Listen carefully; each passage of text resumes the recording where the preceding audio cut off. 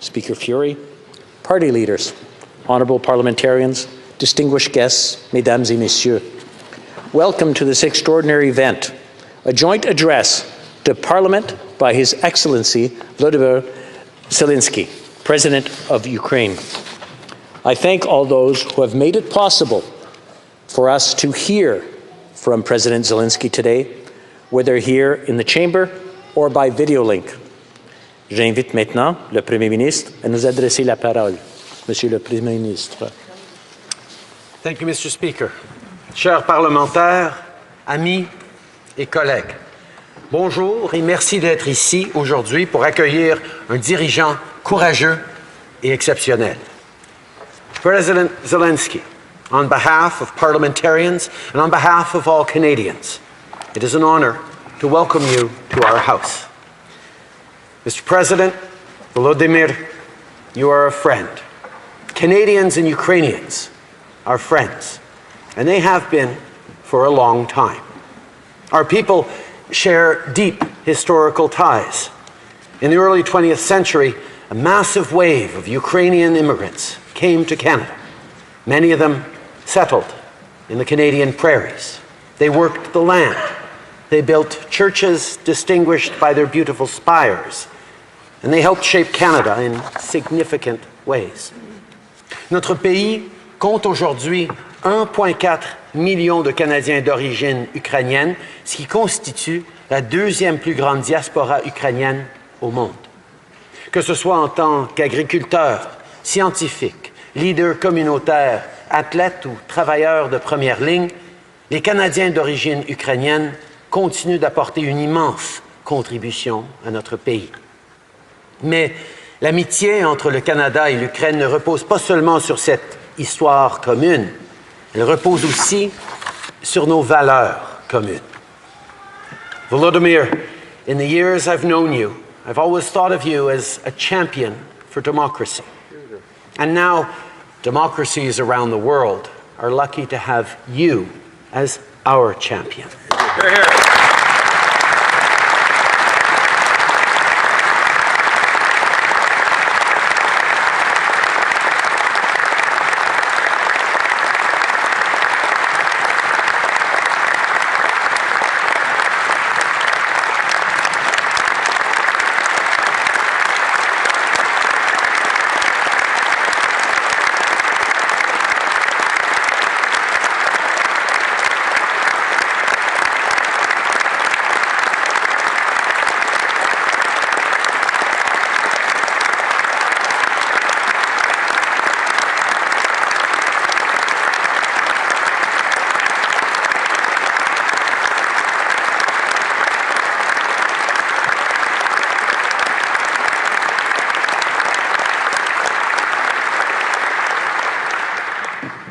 Your courage and the courage of your people inspires us all.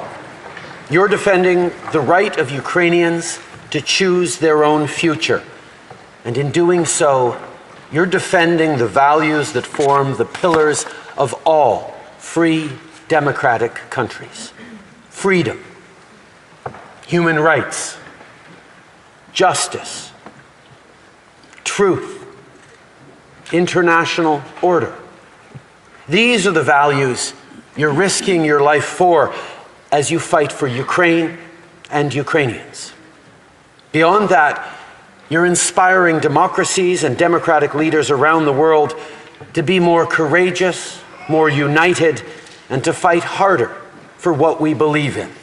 You remind us that friends are always stronger together. With allies and partners, we're imposing crippling sanctions to make sure Putin and his enablers in Russia and Belarus are held accountable.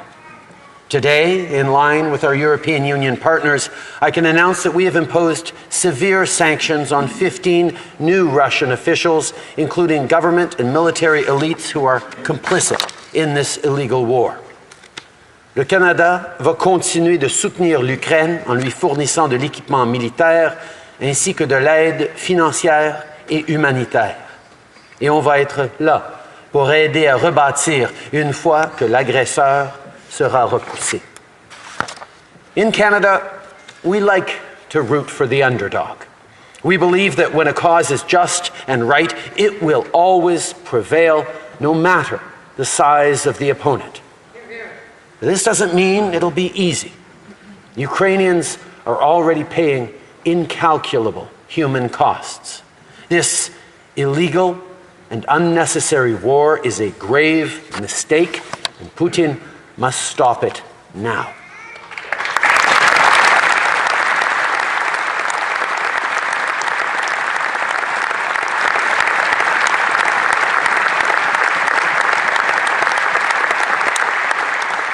Le mépris flagrant de Vladimir Poutine pour la vie humaine est absolument inacceptable.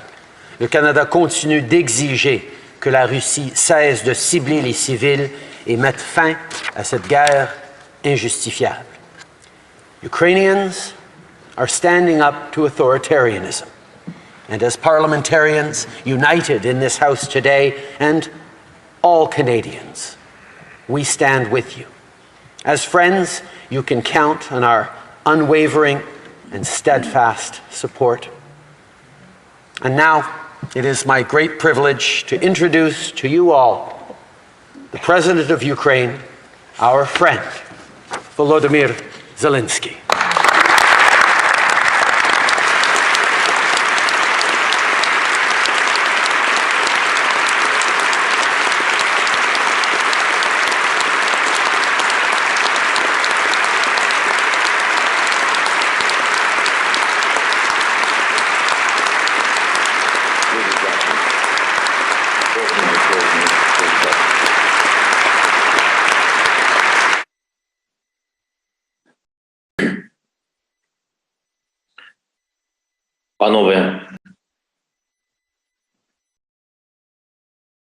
Панове спікери, пане прем'єр-міністре, дорогі Джастіне, члени уряду, члени парламенту, присутні гості, дорогі друзі. Перш ніж почати, я хочу, щоб ви зрозуміли мої відчуття українців. Настільки, наскільки це можливо. Відчуття протягом цих 20 днів. 20 днів повномасштабного вторгнення Російської Федерації після 8 років війни на Донбасі. Просто уявіть. Уявіть, що о 4 ранку ви, кожен з вас, чуєте вибухи. Страшні вибухи. Джастіне, уяви, що ти їх чуєш. І чують твої діти. І чують ракетні удари по аеропорту. Просто уяви, аеропорту Оттави. По десяткам інших місць по всій території вашої прекрасної країни. Території Канади, крилаті ракети, ще до світанку. І твої діти обіймають тебе і запитують, що сталося, батько? А ти вже отримаєш перші звіти про те, які об'єкти розбиті в твоїй державі, розбиті ракетами Російської Федерації. І ти знаєш, скільки і де вже загинули люди. Уявіть, що ви шукаєте слова, щоб пояснити це дітям, пояснити їм, що почалася повномасштабна війна. Війна, про яку ви знаєте, що вона на знищення вашої держави, про яку ви знаєте, що вона на підкорення вашого народу. Другий день. І ви отримуєте повідомлення про колони бронетехніки. Тисячі, які заходять на вашу землю. Спочатку заходять маленькі міста, містечка, потім більші. Вони хочуть їх усі заблокувати і блокують. Вони підходять до Едмонтону, уявіть собі. І б'ють артилерію просто по житловим кварталам, просто по людям, по живим людям. Спалюють школи, підривають дитячі садочки, як і у нас, в наших містах, в Сумах, як в нашій Охтирці. Вони блокують Ванкувер і тривають в облозі сотні тисяч людей. Просто уявіть на секунду, які залишаються в цьому місці, як в нашому Маріуполі. І вже другий тиждень під обстрілами, без електрики повністю, без зв'язку, без всього, майже без їжі, точно без води у підвалах. Джастіне, шановні присутні, панове, уявіть, що значить кожного дня чути доповідь про загиблих дітей. Так, ви президент або керівник уряду, але ви просто про це чуєте. Про загиблих дітей. І загиблих стає все більше і більше. 97 убитих дітей на сьогоднішній ранок. Знаменита CN Tower у Торонто.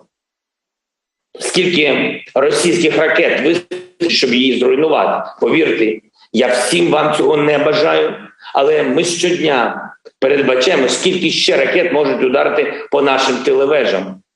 А вони б'ють по них одна за одною. Наша площа Свободи у Харкові, ваша Черчилль Сквер в Едмонтоні. Уявіть, російські ракети, які б'ють в її серце. Наш Бабин Яр, місце поховання жертв Голокосту. Росіяни не зупинялись перед бомбардуванням навіть цієї землі. А що з національним монументом Голокосту в Оттаві? Чи витримає він удар 3 чи 5 ракет? Так було у нас. Авіабомби. Ще хвилину назад там були живі люди. Там була сім'я. Сім'я, яка прийшла просто туди. Вони були живі, а тепер, ви розумієте, і ніч. А потім страшна ніч. І так кожну з цих 20, коли російські військові стріляють з танків по житловим масивам. Танки по Запорізькій атомній станції прямою наводкою, коли там почалася пожежа. Чи можете ви уявити таке з вашою станцією Брю Стейшн в Онтаріо? І що б ви відчули, якби побачили, як ваш прапор в кожному місті, де вони проходять, як ваш прапор у Монреалі знімають, щоб викинути і замінити російським. Я знаю, що ви підтримуєте Україну, я це знаю. Щиро, дієво, і ми з Джастином друзі, але я хочу, щоб ви зрозуміли мене, і ви це відчули. Відчували те, що і ми. Відчували, як ми хочемо жити і як ми хочемо перемогти. Перемогти заради життя. Я хочу, щоб ви відчули, що це таке, коли телефонуєш друзям і кажеш: закрийте небо, зупиніть. Важливо, яким варіантом. Просто зробіть це. Зупиніть бомбардування. Скільки ще має впасти ракет на наші міста? У відповідь ти чуєш, що хтось цього не хоче робити, адже дуже занепокоєні. Але ж дайте тоді нам літаки, говоримо ми нашим партнерам, а у відповідь ось-ось, вже скоро. Трішки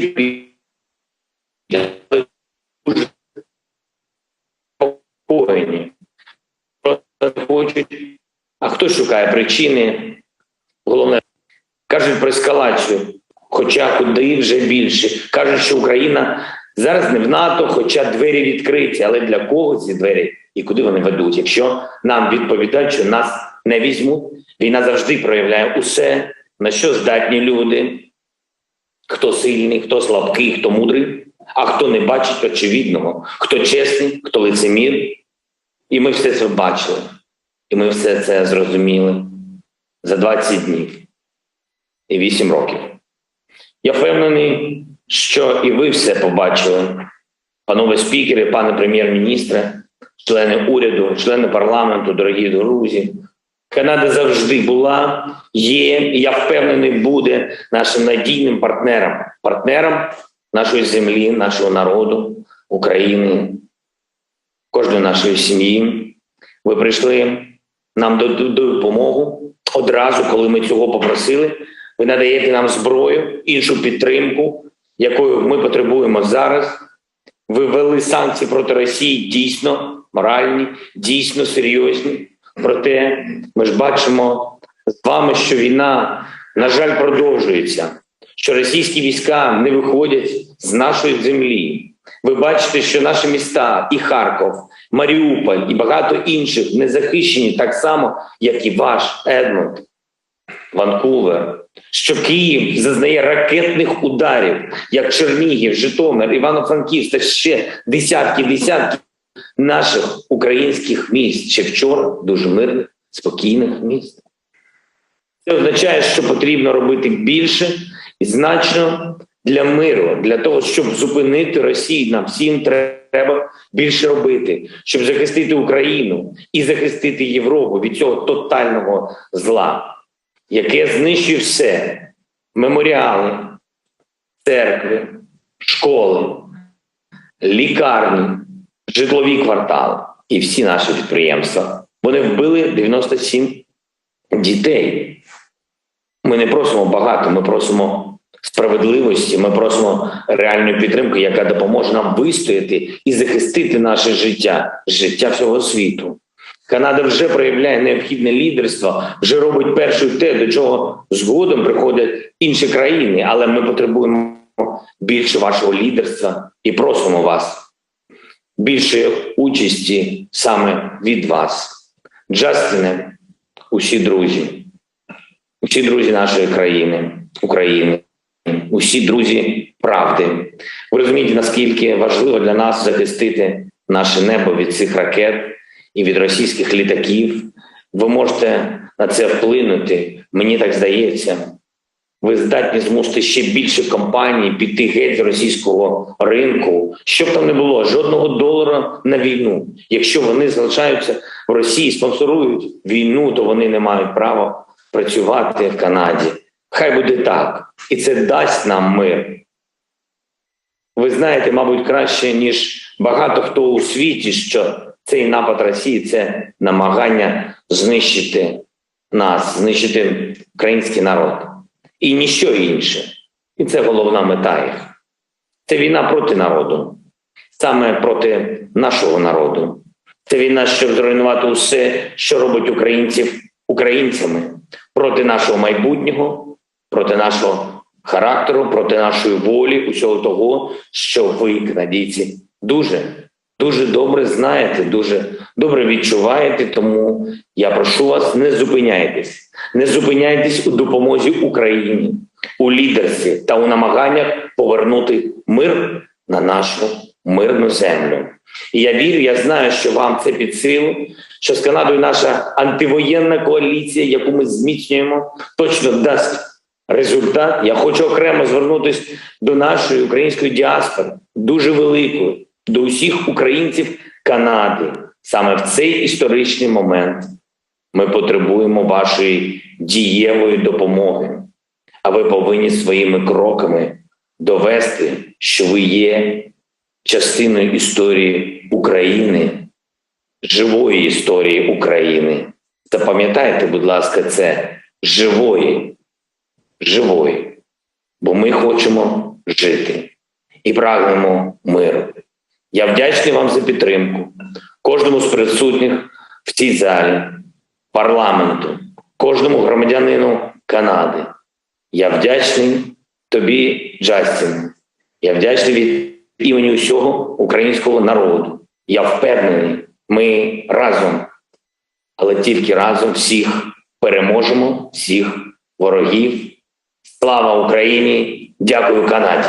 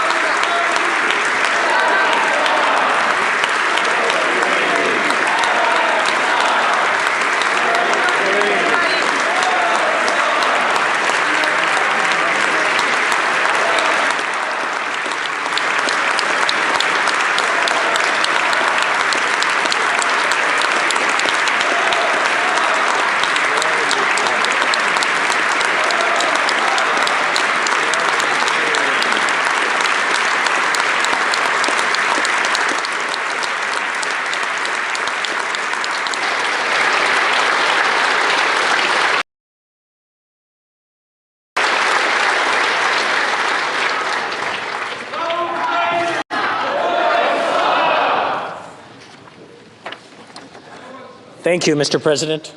I now invite the Honourable George Fury, Speaker of the Senate, to say a few words.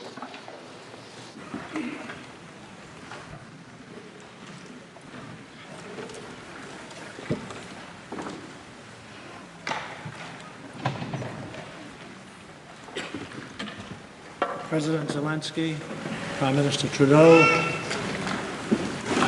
Chief Justice Wagner, Speaker Rota, fellow parliamentarians, distinguished guests, mesdames et messieurs. Monsieur le Président, c'est un grand honneur et un privilège pour moi de vous remercier pour vos paroles très puissantes et très inspirantes.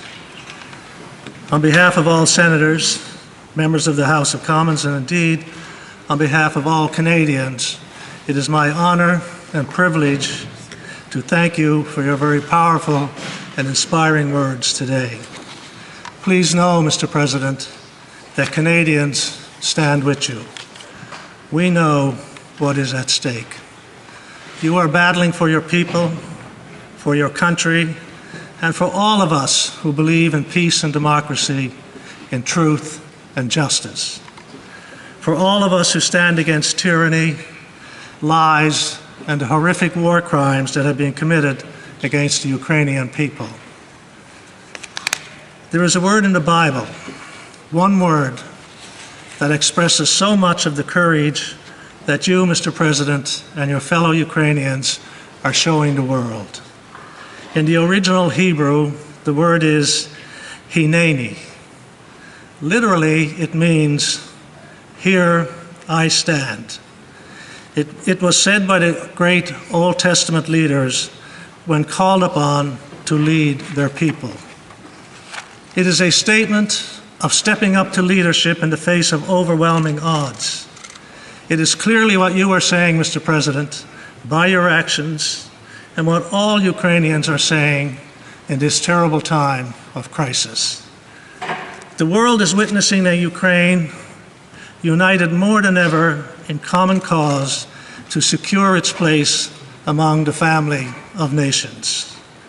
As Prime Minister Trudeau has made clear by his words and actions, Canada stands with you. I know I speak on behalf of all Canadians when I express our admiration for the leadership and courage you have demonstrated as the Ukrainian people struggle to repel a brutal and illegal invasion. You have shown the world that Ukraine will not cower, will not falter, and will not be defeated. The heart and soul of Ukraine are strong. Canada recognizes your fortitude, your resilience, and your strength of purpose. Canada stands with Ukraine and her many allies in the pursuit of a swift and peaceful resolution to this conflict. This resolve rests upon our shared commitment to democracy, to human rights, and to the sovereign equality of all nations. For Canadians, Ukraine is permanently woven into the fabric of our culture. Ukraine, simply put, is family. Mr. President, to you and the people of Ukraine, please be assured of our solidarity in the days and weeks ahead. Merci, Monsieur le Président, pour votre grande force et votre courage. We thank you once again for your courage and determination in the face of this horrific onslaught and for your inspiring words to Canada and indeed to the world today. Slava Ukraini.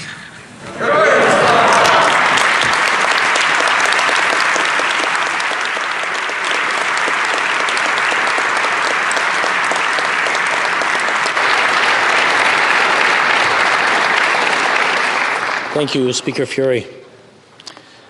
Monsieur le Président, la plupart d'entre nous ne pouvons qu'imaginer les difficultés, la douleur, la peur que le peuple ukrainien endure alors que sa nation est attaquée et que son existence même est menacée.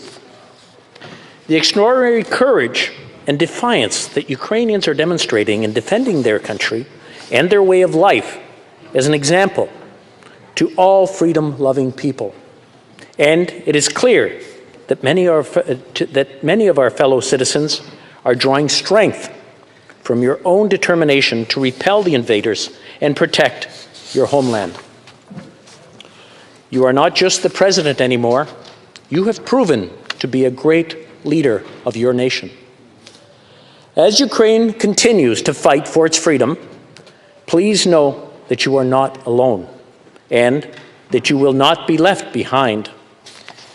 We will be there with you. We may be distant cousins in terms of geography, but Ukraine is woven into the very fabric of Canadian society, thanks to more than 1 million Canadians of Ukrainian descent.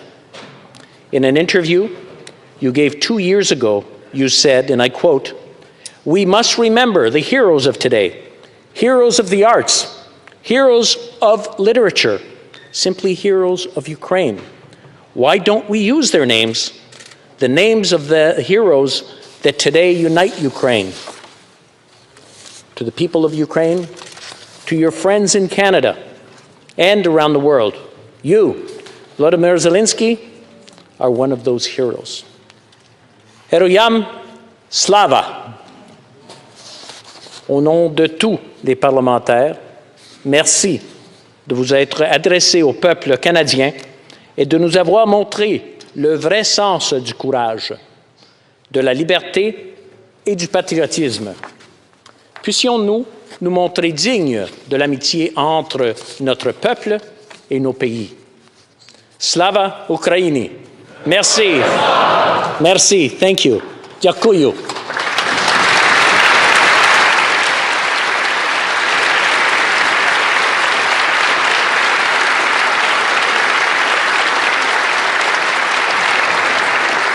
I now invite the Honourable Candice Bergen, Interim Leader of the Official Opposition, to address us.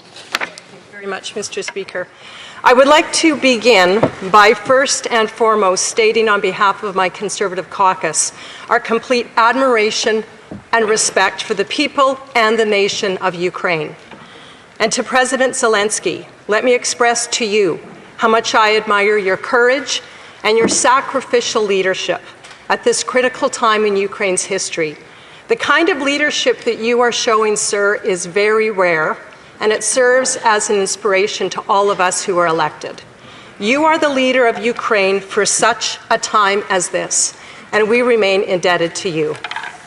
Monsieur le Président Zelensky, merci pour votre leadership dans cette camp contre votre pays et votre défense de la démocratie.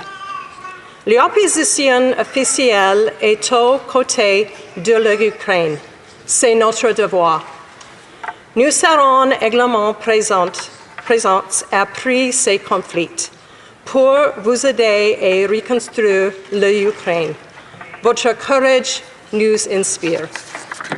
The images that we are seeing from Ukraine, as you described them, President, are heartbreaking and painful. Families huddled in bomb shelters, the ruins of a children's hospital and a maternity ward, the elderly who are trying to find their way to safety. But there is also inspiration as we watch ordinary people, men and women of all ages, defending their homeland. We are witnesses to the strength and the defiance of Ukrainians standing up for their freedom, their independence, and their sovereignty. Ukrainians aren't just fighting to defend themselves. Let's be very clear. They are defending all of Europe, because Putin's brutal attack on Ukraine is an attack on all of us. That's the lesson history has taught us, and one we cannot ignore.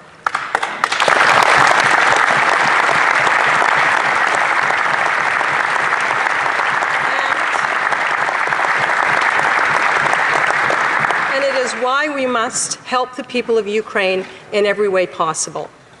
Canada has the largest number of people of Ukraine descent outside of Ukraine and Russia. For a century, they have enriched our communities and our culture, especially in the Canadian prairies, which is where I am from. Canada, and Manitoba in particular, share ties with Ukraine that cannot be broken.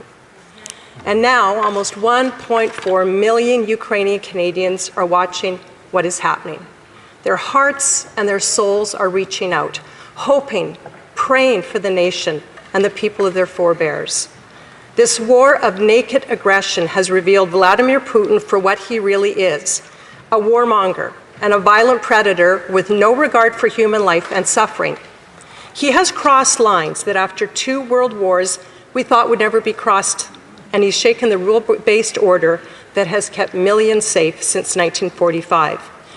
Every day he tells the world lies, and then he proceeds to kill innocent and vulnerable Ukrainians, including women and children.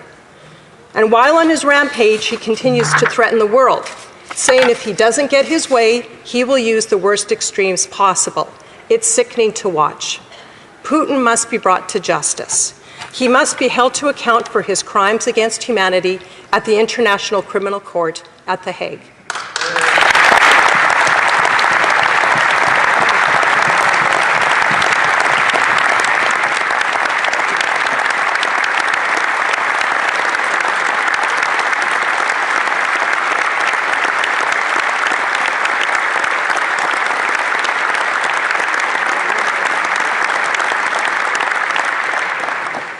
This is not just a war against Ukraine, it is a war against the free democratic world. We must stand with Ukraine. It is not a choice, it is a moral duty.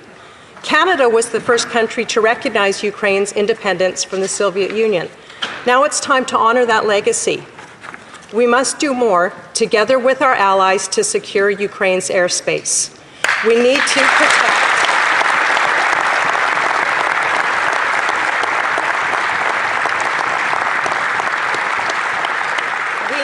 Protect at a minimum the airspace over the humanitarian corridors so that Ukrainians can seek safe passage away from the war zones and to allow humanitarian relief to reach those areas under siege.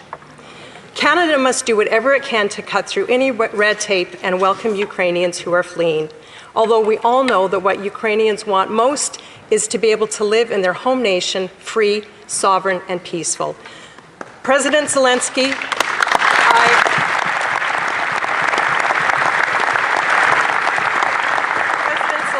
I want to reassure you that Canada will be a safe haven for Ukraine citizens who choose to come here until the battle is over.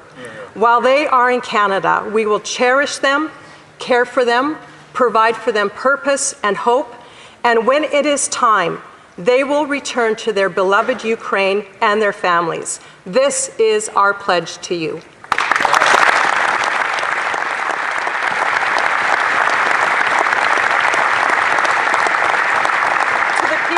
Ukraine, let me conclude by saying simply, Canadians support you today as you face Putin and his reckless empire building. Conservatives stand shoulder to shoulder with Ukraine, and we will continue to support you when this terrible conflict finally ends and you rebuild your homes and communities. Your courage and faith and your fortitude in the face of adversity are an inspiration to all of us. Slava Ukraini, glory to Ukraine, glory to the heroes. Keep fighting, keep believing, keep hoping. Thank you.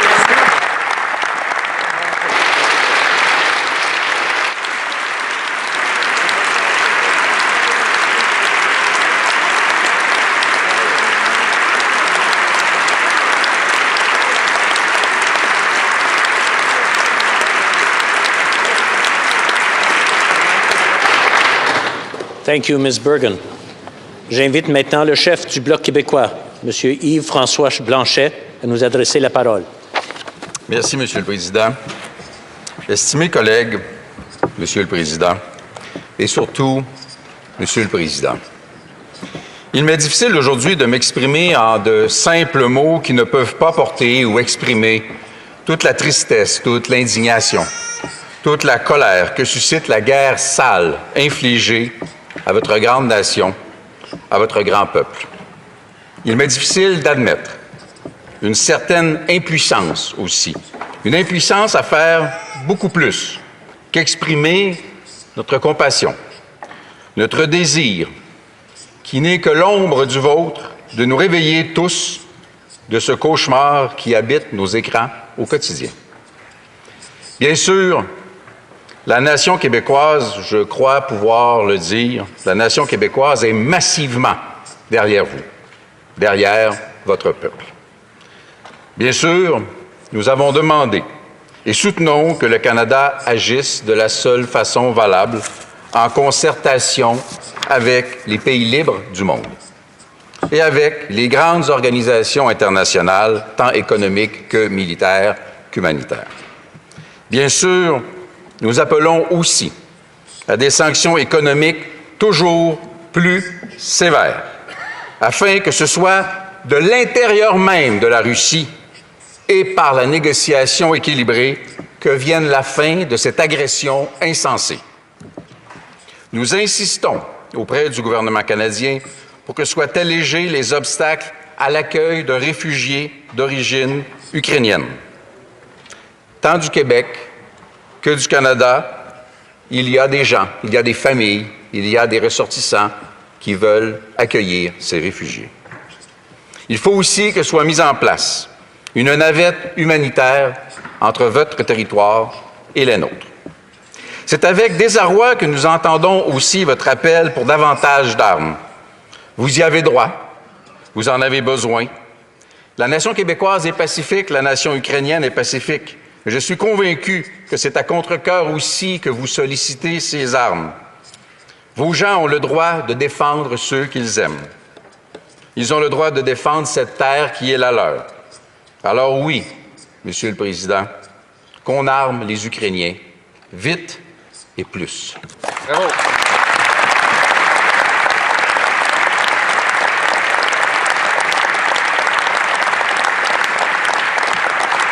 Monsieur le Président, tout ça reste trop peu.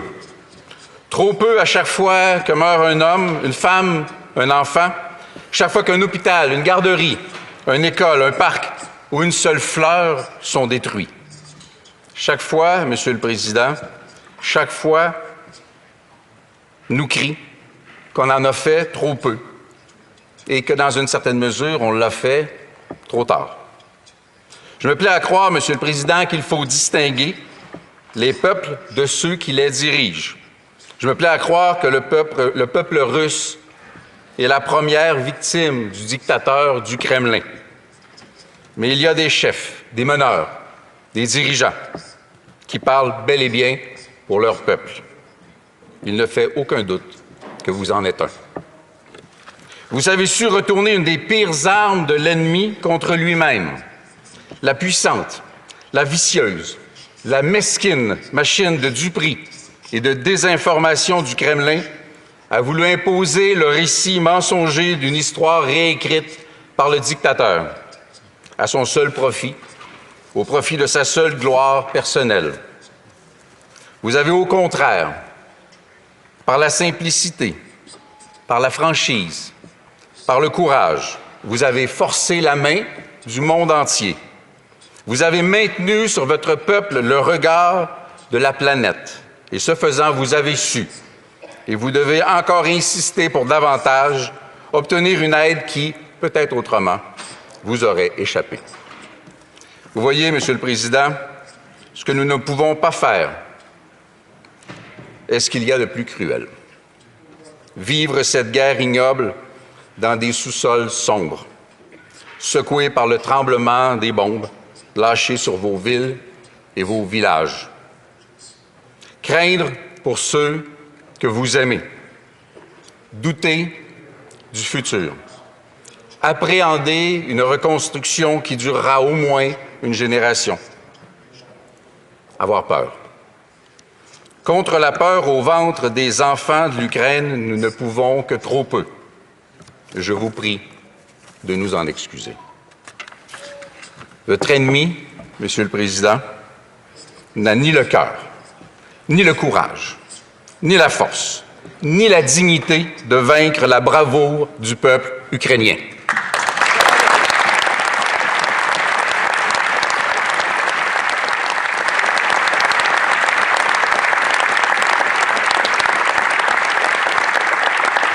Monsieur le Président Zelensky, vous vaincrez. La liberté vous sera rendue. Et à sa modeste mesure, le Québec célébrera avec l'Ukraine. Merci. Bravo!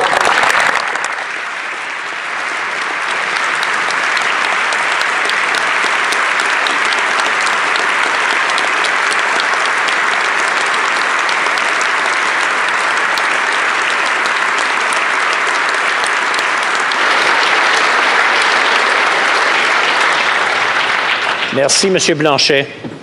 I now invite the leader of the New Democratic Party, Mr. Jagmeet Singh, to speak to us. Thank you, Mr. Speaker. I want to thank President Zelensky. We heard his words today. We want to thank him for his courage, his inspiration, his resilience. We want to thank the people of Ukraine for their courage and their resilience. He asked us to imagine what it's like to wake up 4 in the morning to bombing. He asked us to imagine what it's like to explain to children. What does it mean? What is going on? Why are we being bombed? Why are we being attacked? He asked us to imagine what it would be like to lose 97 children to a war. He asked us to imagine if major cities in our country, major cities and major places that we think about Montreal and Ottawa, our capital city, Toronto, Vancouver. He asked us to imagine what it would be like if tanks rolled into these cities. What would it be like to see bombs fall on our homes and our cities and our communities, on schools, on hospitals? He asked us to imagine that, and frankly, we can't imagine that. Sitting in Canada, it is unimaginable. But we've seen the horrors unfolding in Ukraine. We've heard the words of President Zelensky.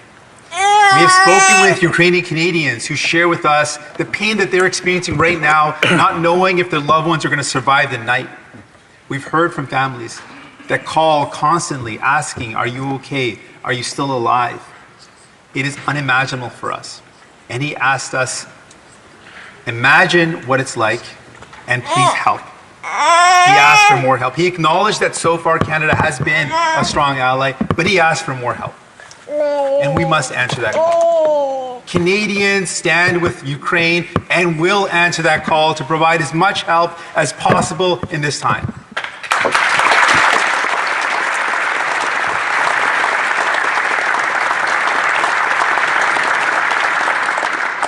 Canadians want to do more. And we heard from President Zelensky that sanctions are important and we want to increase that. We know that one of the most important things we can do, we know that Putin does not care. President Putin does not care about the people. He does not care about his country, but he does care about his wealth. And we know the way to attack Putin, the way to make sure that he feels the pressure of the sanctions is to target him where it counts, and that is to target the wealth that is held by his allies and oligarchs. And so we are on that path, and we need to continue to apply the most severe of sanctions possible to target specifically President Putin and his wealth. And we know that we can provide humanitarian help. Canada has done its part and needs to continue to do that. We need to welcome Ukrainians that are fleeing this crisis, that are seeking refuge. We need to provide humanitarian help on the ground. We need to continue to provide that support. Président Zelensky a demandé si on peut imaginer l'horreur de cette guerre. Il a demandé si on peut imaginer la même guerre se reproduise ici au Canada. Et c'est quelque chose qu'on ne peut pas imaginer ici. Et il a demandé qu'on augmente l'aide. Et nous devons augmenter l'aide à l'Ukraine, nous devons augmenter les sanctions, nous devons répondre à les besoins des Ukrainiens. Et on veut, et on va le faire. I think about the words that we've heard from President Zelensky, the speeches that he's given, and I think about the moments of courage that we've seen reported from everyday Ukrainians standing up to this violence, standing up to this flagrant aggression of President Putin, something that we clearly and firmly denounce. When we see in those moments, we see incredible courage. I struggle to find the words to describe it. And I think about something my mom always taught me, this phrase in Punjabi. It's Chardi Kala. And I always misunderstood what it meant. She says it means rising spirits. And she always said it's rising spirits in the face of difficult odds. And I can't think a moment to describe the courage of Ukrainians, the courage of President Zelensky. I can't think of a more fitting moment to describe that as Chardikala, as rising spirits, as a defiant optimism in the face of one of the largest armies in the world. Ukrainians are saying, we will not back down, we will not give up, and we are so incredibly inspired by them for their fight for democracy, for their fight for freedom, and we stand in full solidarity. We wish their Chardikala, their rising spirits, their defiant optimism to continue, and we will be with you every step of the way. Thank you.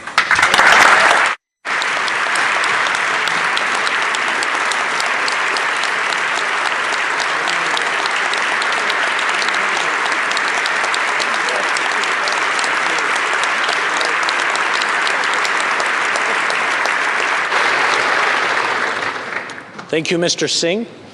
I now invite the House Leader of the Green Party, Ms. Elizabeth May, to say a few words.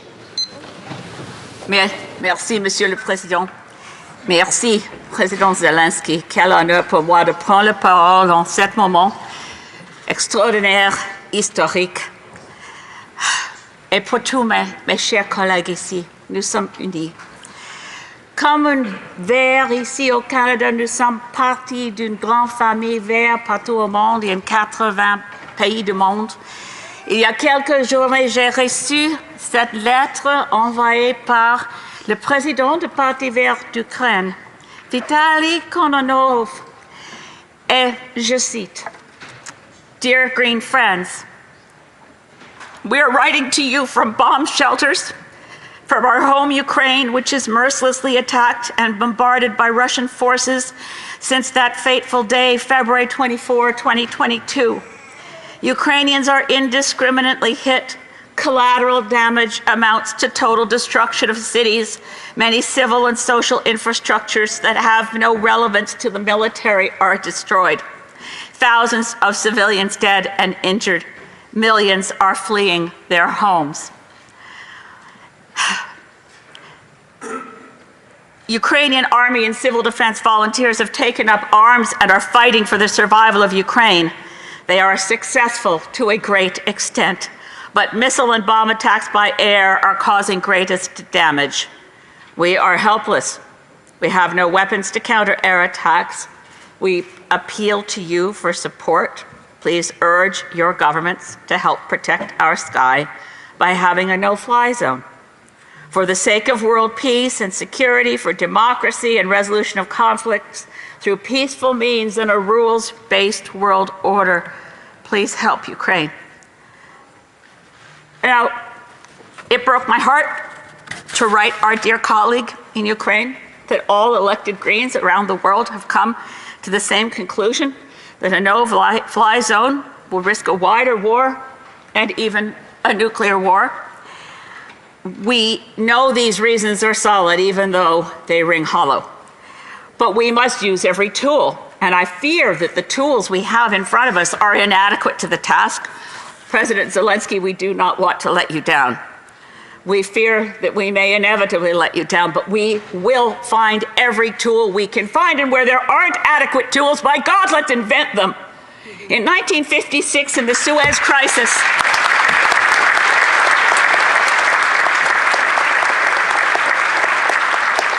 in the crisis in Suez in 1956, not yet Prime Minister, but Lester B. Pearson, a Canadian.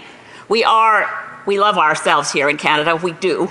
But we are an insignificant country in the massive geopolitics of superpowers, but we sometimes get good ideas.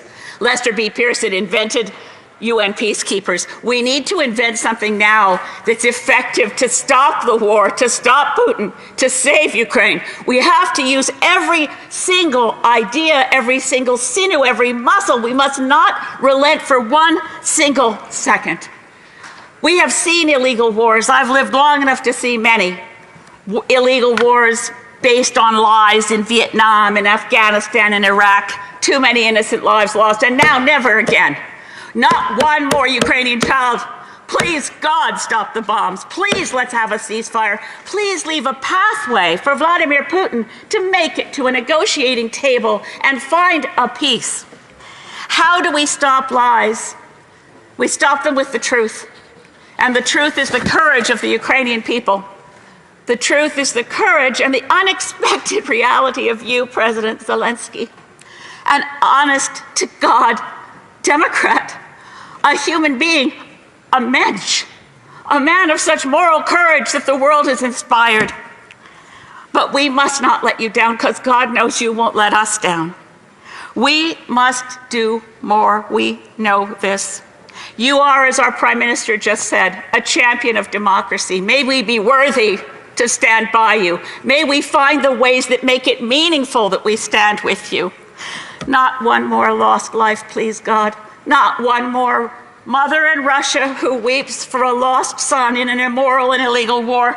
Thank the brave Russians who face jail just to go on the streets and say, stop the bombing, no more war.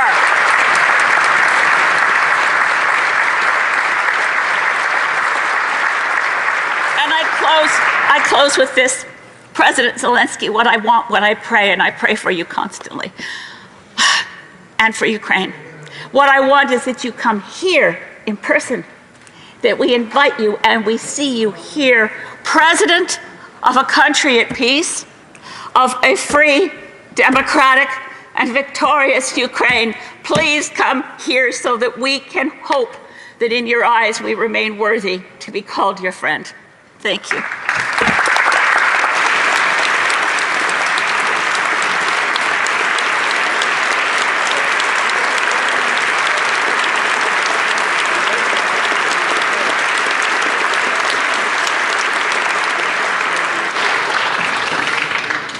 Thank you, Ms. May. J'aimerais remercier encore une fois Son Excellence, le Président Zelensky, de nous avoir adressé la parole. Je sais que nous nous souviendrons longtemps de cet homme exceptionnel. I would also like to thank all parliamentarians and all our distinguished guests for having attended, either in person or by video link. This historic joint address to Parliament will continue to be that, a historic event. Merci. Thank you. Yakuku. Thank you.